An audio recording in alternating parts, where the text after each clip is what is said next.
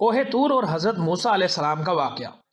معزز ناظرین کرام، آج کی اس ویڈیو میں ہم حضرت موسیٰ علیہ السلام اور اللہ تعالیٰ کے درمیان ہونے والی ملاقات کی طاقتور اور متاثر کن کہانی کا مطالعہ کریں گے۔ موسیٰ علیہ السلام کا واقعہ اسلامی روایت میں سب سے زیادہ مشہور اور محبوب واقعات میں سے ایک ہے، اور یہ ایمان کی مضبوطی اور اللہ تعالیٰ کے ساتھ غیر متزلزل وابستگی کا ثبوت ہے جو ایک سچے مومن کے دل میں ہوتی ہے۔ اس ویڈیو کے ذریعے ہم موسیٰ علیہ السلام کے ناقابل یقین سفر کو دریافت کریں گے جب وہ عاجزانہ آغاز سے تاریخ کے عظیم ترین نبیوں میں سے ایک بن گئے، اور ہم دیکھیں گے کہ کس طرح اللہ تعالیٰ سے ان کی ملاقات نے ان کی زندگی کا رخ ہمیشہ کے لیے بدل دیا۔ مزید یہ کہ اس واقعہ میں ہمارے لیے کیا سبق موجود ہے۔ وہ عظیم واقعہ جب انسان کی اللہ تعالیٰ سے ملاقات ہوئی، جب اللہ تعالیٰ کی تجلی کے سارے پردے ہٹ گئے، وہ نور جسے دیکھ کر موسیٰ علیہ السلام پر غشی طاری ہو گئی۔ وہ کون سا مقام تھا جہاں اس کائنات کے مالک کا ظہور ہوا تھا؟ اس جگہ کی کیا حالت ہوئی اور وہ جگہ آج کہاں ہے؟ یہ سب کچھ اور اس واقعہ سے جڑے بہت سے اہم سوالات کے جوابات آج کی اس ویڈیو میں موجود ہیں۔ تو ویڈیو شروع کرنے سے پہلے آپ سے گزارش ہے کہ مکمل حقائق جاننے کے لیے ہمارے ساتھ آخر تک جڑے رہیں۔ ناظرین گرامی، اس اہم ترین واقعہ کا آغاز اس وقت ہوا جب حضرت موسیٰ علیہ السلام کو مصر سے جلا وطن کیا گیا تو آپ علیہ السلام مدینہ پہنچے، جہاں آپ نے حضرت شعیب علیہ السلام کی بیٹی صفورہ سے نکاح کر لیا اور وہیں مقیم ہو گئے، اور پھر 10 سال تک وہاں ہی مقیم رہے۔ اس کے بعد موسیٰ علیہ السلام کو اپنے والدین اور لوگوں کی یاد شدت سے پریشان کرنے لگی، لہٰذا آپ نے مصر جانے کا ارادہ کیا۔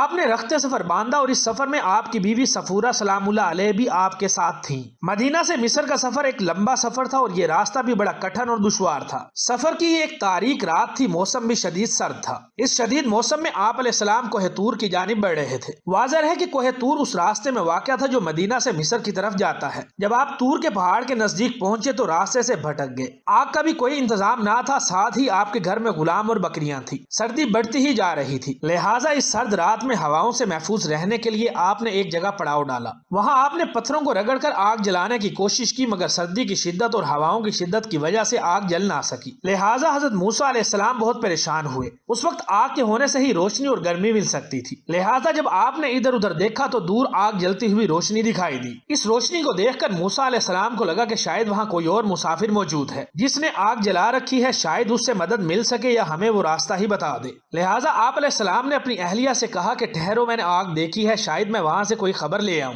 یا اس آگ سے کوئی انگارہ ہی اٹھا لاؤں جسے تم تاپ سکو۔ حضرت موسیٰ علیہ السلام اس کے حصول کے لیے چل دیے۔ راستہ نہایت ہی پتھریلا اور نشیب و فراز والا تھا۔ آپ نے اسے پار کیا اور غار نما جگہ کی طرف بڑھنے لگے جہاں سے روشنی آ رہی تھی۔ جب آپ اس روشنی کے قریب پہنچے تو دیکھا کہ ایک سرسبز جھاڑی آگ کی لپیٹ میں ہے۔ آگ پوری آب و تاب کے ساتھ جل رہی ہے، لیکن وہ درخت کو راکھ کرنے کی بجائے اس کی خوبصورتی میں مزید اضافہ کر رہی ہے۔ ایسا لگتا تھا کہ درخت روشنی سے جگمگا اٹھا ہے۔ آگ کے شعلے بھڑک رہے تھے، مگر عجیب منظر یہ تھا کہ وہاں نہ کوئی درخت تھا، نہ کوئی شاخ جل رہی تھی، نہ کوئی پتا، اور نہ ہی تپش تھی۔ یہ منظر نہایت عجیب و غریب اور آنکھوں کو متاثر کر دینے والا تھا۔ موسیٰ علیہ السلام حیرانی کی اس حالت میں درخت کی طرف دیکھے جا رہے تھے۔ یہ درخت آگ سے مغرب کی دائیں سمت میں تھا۔ اچانک ایک آواز آئی کہ اے موسیٰ، میں ہی تیرا رب ہوں، جوتیاں اتار دے، تو وادی مقدس طوا میں ہے اور میں نے تجھے چن لیا ہے، میں ہی اللہ ہوں، میرے سوا کوئی خدا نہیں، بس تو میری بندگی کر اور میری یاد کے لیے نماز قائم کر۔ اللہ تعالیٰ نے حضرت موسیٰ علیہ السلام سے کلام کیا اور اپنے بندے کو حکم دیا کہ یہ جگہ پاک اور مقدس ہے، اور آپ کو اللہ نے نبی مان لیا ہے تاکہ آپ مصر کی طرف جائیں اور فرعون کو اللہ سے ڈرائیں، اور اب سے موسیٰ علیہ السلام کی حفاظت خود اللہ رب العزت کے ذمہ ہوگی۔ پھر اللہ تعالیٰ نے حضرت موسیٰ سے فرمایا کہ اے موسیٰ، یہ تیرے ہاتھ میں کیا ہے؟ حضرت موسیٰ علیہ السلام جو اس واقعے پر حیران و پریشان تھے، فوراً بولے کہ یہ میری لاٹھی ہے، میں اس پر ٹیک لگا کر چلتا ہوں، اور بھی بہت سے کام ہیں جو اس سے کرتا ہوں۔ اللہ تعالیٰ نے حکم دیا کہ اے موسیٰ، اسے پھینک دو۔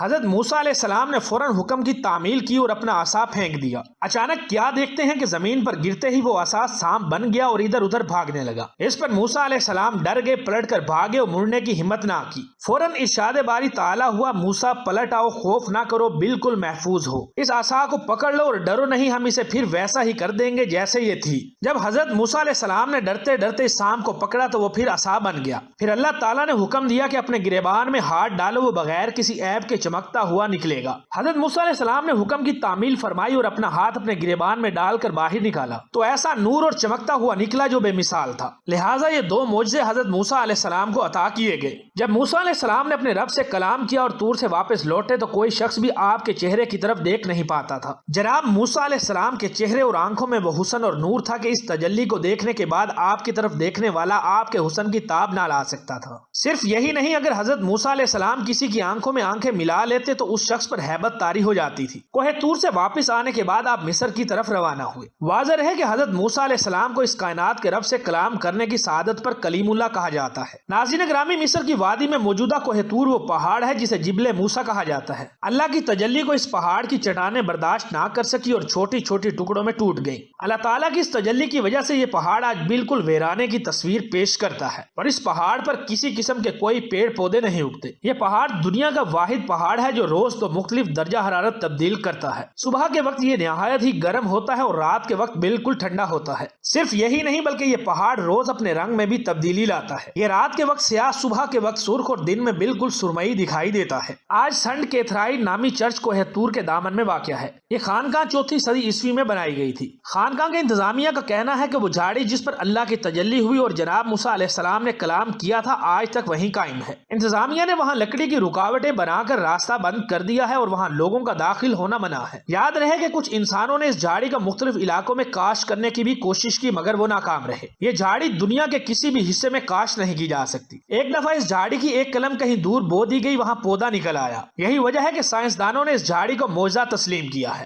بہرحال اس واقعہ میں بہت سارے پوشیدہ پیغامات موجود ہیں، جن میں ایک اہم پیغام یہ ہے کہ اتنا عظیم اور سخت پہاڑ اللہ کی تجلی کو برداشت نہ کر سکا اور جل کر سرما ہو گیا، لیکن ایمان والوں کا دل اللہ تعالیٰ کی تجلی کو برداشت کر لیتا ہے۔ یہ مسلمانوں پر اللہ کی خاص رحمت ہے کہ اللہ کے کلام قرآن مجید کو ہم اپنے دلوں میں محفوظ کر سکتے ہیں۔ یہ دل اتنا عظیم و بابرکت ہے کہ جسے دیکھ کر کافر بھی حیرت زدہ رہ جاتے ہیں، جیسا کہ اللہ تعالیٰ نے قرآن مجید میں فرمایا، اور اگر ہم نے اس قرآن کو پہاڑ پر اتار دیا ہوتا تو تم دیکھتے کہ یہ پھٹ جاتا اور دب جاتا۔